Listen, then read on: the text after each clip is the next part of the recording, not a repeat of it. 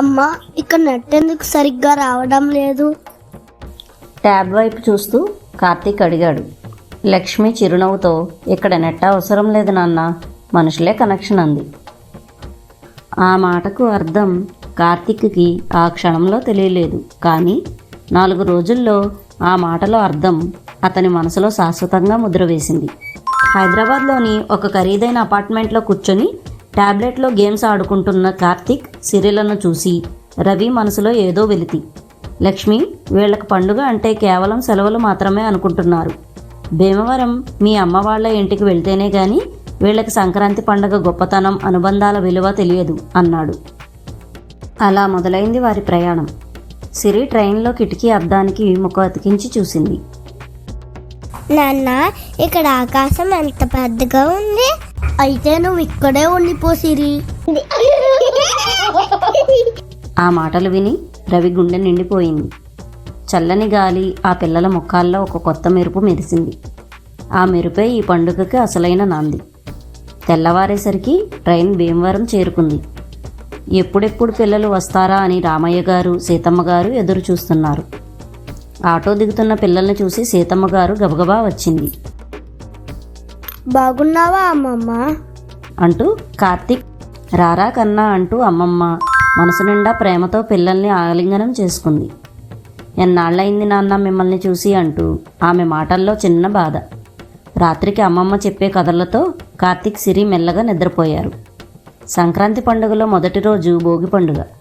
తెల్లవారుజామున 4 గంటలకే అమ్మమ్మ మేలుకొలుపు. లేవండిరా పిల్లలు, భోగి మంటలు వేస్తున్నారు అంటూ ఆప్యాయంగా లేపింది. ఇంకొంచెం సేపు పడుకుంటానమ్మా అంది సిరి. బయట వీధిలో తాతయ్య భోగిమంట సిద్ధం చేశారు, తొందరగా వెళ్ళండి అంది. హై, భోగిమంట, నేను ఇప్పుడే వెళ్తాను అంటూ కార్తీక్ ఉత్సాహంగా లేచాడు. రవి పాత చెక్కలు, పిల్లలు తమ పాత వస్తువులను ఆ మంటల్లో వేశారు.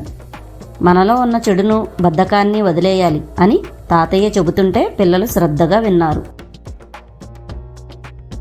ఆ తరువాత అమ్మమ్మ సున్నిపిండిలో నువ్వుల నూనె కలిపి నలుగు పెట్టి వేడి నీళ్లతో నలుగు స్నానం చేయిస్తుంటే, అమ్మమ్మ, షవర్ కంటే ఇదే బాగుంది అని సిరి అనడం అందరినీ నవ్వించింది. అప్పుడే గజ్జల చప్పుడుతో హరిలో రంగ హరి అంటూ హరిదాసు వచ్చాడు.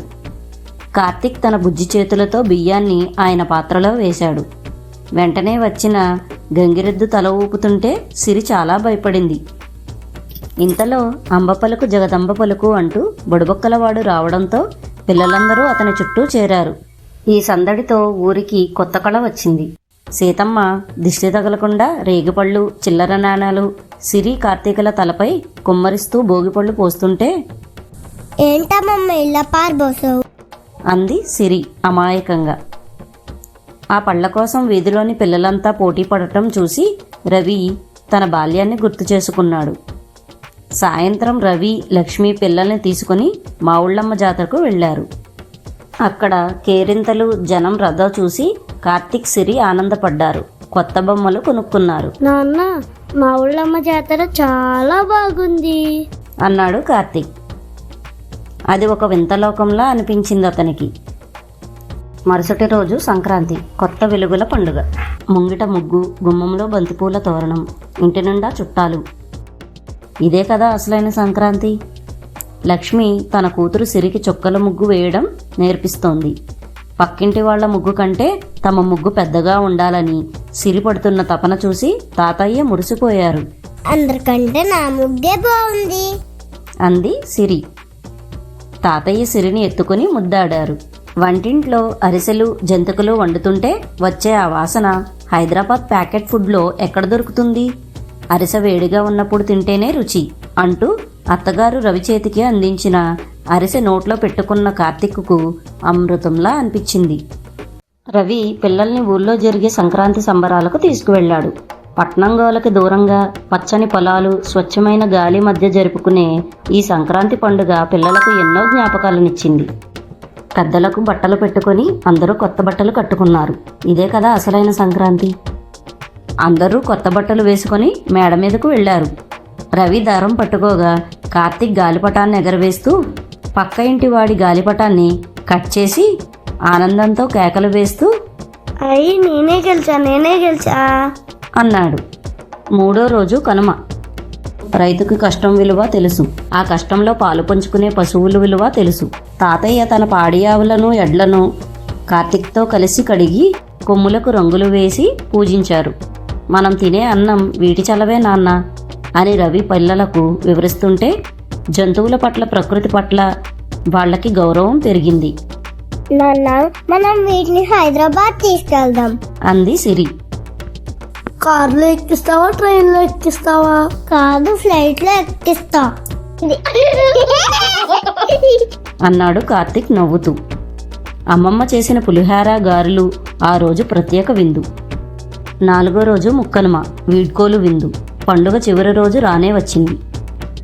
ముక్కనుమ రోజు ఇల్లంతా మాంసాహారంతో గుమగుమలు. కోడికూర, గారెలు, చేపల పులుసు, రొయ్యల వేపుడు, పీతల వేపుడు, ఇలా ఒకటేమిటి రకరకాల వంటలు. అమ్మమ్మ, ఇంత ఫుడ్ నా చిన్నపట్టలో ఎలా పడుతుంది? అంది సిరి అమాయకంగా. ఆకలి తీరేలా, మనసు నిండేలా అందరూ కలిసి కూర్చొని భోజనం చేశారు. బాధతో వీడ్కోలు. ఇంకా తిరుగు ప్రయాణం మొదలైంది. రవి అమ్మమ్మ వండిన పిండి వంటలు, ఆవకాయ జాడీలు కార్ డిక్కీలో పెడుతున్నాడు. కానీ కార్తీక్, సిరిల మనసు నిండా మాత్రం తాతయ్య చెప్పిన కథలు, అమ్మమ్మ చూపించిన ప్రేమ ఉండిపోయాయి.